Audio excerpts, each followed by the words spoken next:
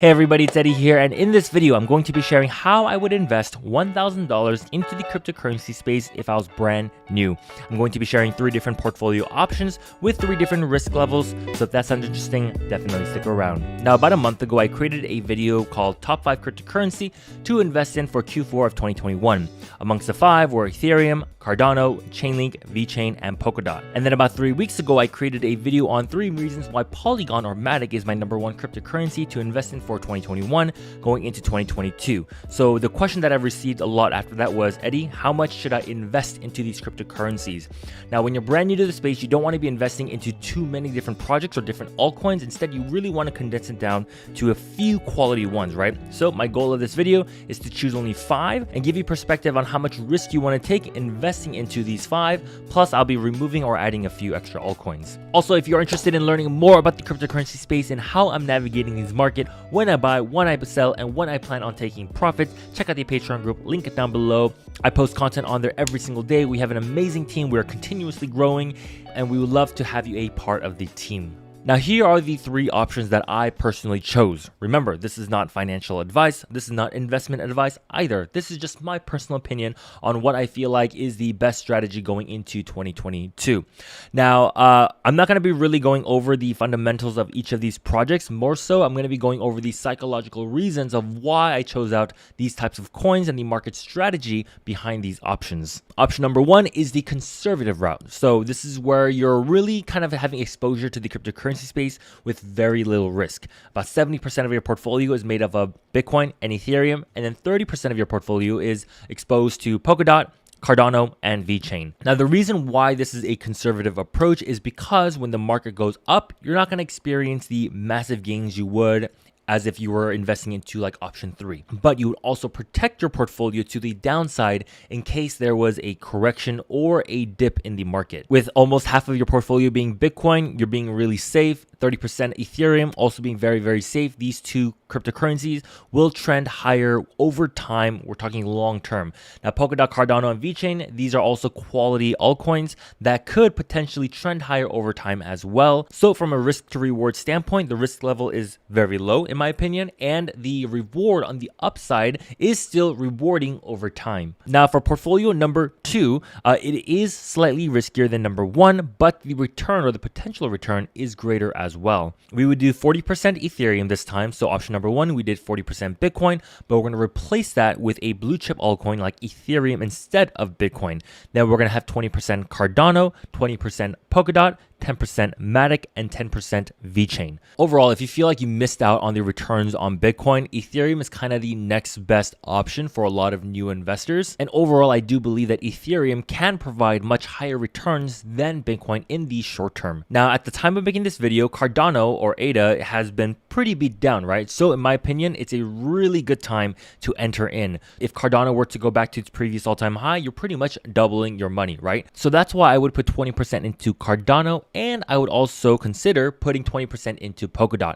Now, Polkadot is one of those quality projects that I do believe will trend higher over time, and that will stick around maybe 4, 5, 6 years from now. Right now, it's sitting around the $42 range, and I do see it potentially hitting the $200 to $300 range at the peak of the market cycle. Short term, I could see it hitting a little over $100, but Polkadot for me in my personal holding portfolio is my number 4, number 5 altcoin. And then I would put 10% into Matic and 10% into VeChain. And the reason why is because 1, it's to protect my portfolio, and 2nd, when Matic and VeChain does end up running up, it will end up being like 15% of my portfolio. Polkadot would end up being like 15 as well. So the overall portfolio will end up balancing out. Whereas if I ended up doing like 40% Matic, and when Matic does run up, it's going to end up becoming majority of my portfolio, and you never want to be too overweighted in one specific altcoin. So technically, although you are taking less risk, we're approaching this from an investment standpoint versus a trading standpoint. If you were to trade this portfolio, then it's going to be a whole different story. But again, this is how I would invest $1,000 if I was brand new to the space. And then we have option or portfolio number 3. It is the riskiest out of the 3. Therefore, the downside risk is much greater, but at the same time, because it is high risk, there's also high reward. First, I would put 40% into Cardano. I do believe that Cardano, this market cycle can provide a higher return than Ethereum, and Ethereum will provide a higher return than Bitcoin. Therefore, for option number 3, I would disregard Ethereum and Bitcoin and only stick with Cardano. Now, 20% I would put into Polkadot, again, because it's a quality altcoin. And then I would put 15% into Matic, 15% into VeChain. What we did was we just added 5 more percent from option number 2. And then we would add 10% XRP. This is why it's kind of the riskiest, because XRP, depending on the lawsuit, the SEC lawsuit, if it passes, XRP will most likely have a huge run up. At the same time, if something does go terribly wrong, then XRP may have a major dump, which is why still, again, we're trying to protect our portfolio. And that's why XRP makes up only 10% of this portfolio. Now, instead of me just sharing these 3 different options and sharing all these cryptocurrencies, I personally decided to experiment this portfolio and see how they perform over time.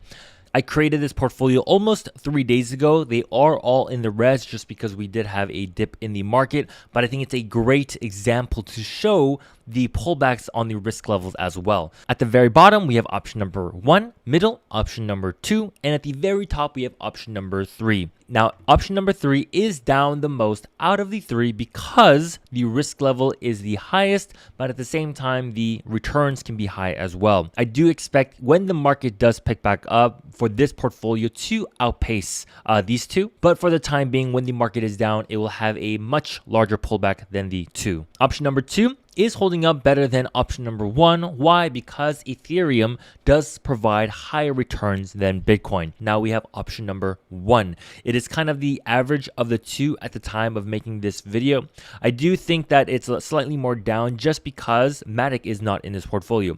Matic recently made a small little run. Therefore, portfolio number 2 or option number 2 is holding up well because of Matic. So also Ethereum is holding up much better than Bitcoin at the time of making this video, which is why portfolio number 2 is holding up well. But I'll give an update on this portfolio maybe every single month and we'll see how it does. The platform that I am using right now is called Pionix. If you are interested in signing up, I do have a referral link down below. If you do use my link, you do get 20% off trading fees for life. But I use a feature called the rebalancing bot, right? If you click on create, you click on multi-coin mode, and then you can customize your own portfolio. Click on add new coins. You can choose Bitcoin, Ethereum, Cardano.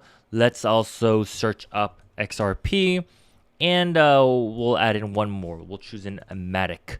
Boom, click confirm, and then you can change up the weight or the percentage of each coin or allocation. Just make sure that it adds up to 100% and make sure that you have $100 per coin. So you cannot make this portfolio unless you have $500 or USDT minimum. Right now, I do not have 500 USDT in this portfolio, but then after you do, you would click on create. The neat thing about the rebalancing bot within Pionix is that when one coin does end up running up, you can rebalance your portfolio every single, 5 minute, 15 minute, 1 hour, 4 hour to make sure that your portfolio is evened out every single day. So for example, if Matic ended up running up, what the bot would do, it would sell a portion of your Matic, put the profits into the underperforming altcoins.